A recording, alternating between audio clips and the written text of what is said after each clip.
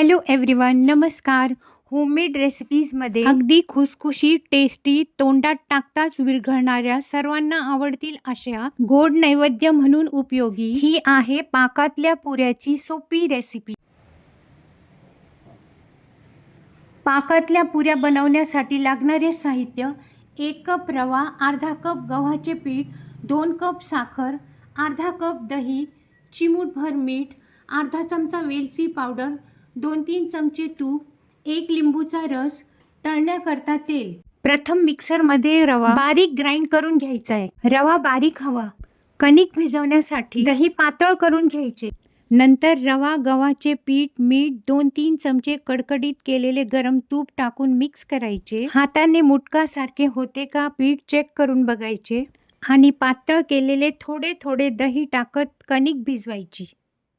ह्या पुऱ्यांची कणिक मीडियम पण घट्टच मळायची. पीठ ओल्या स्वच्छ कपड्याने 2-3 तास रेस्ट.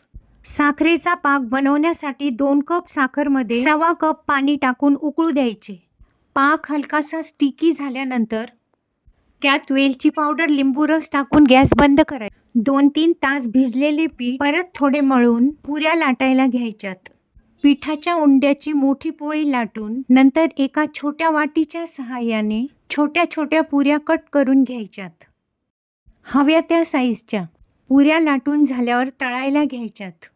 तेल गरम झाल्यानंतर पुऱ्या दोन्ही बाजूने गोल्डन ब्राऊन तळून डायरेक्ट गरम पाकामध्ये टाकायच्या आहेत व उलटून पालटून चिमट्याच्या सहाय्याने पाकामध्ये मुरू द्यायच्या आहेत.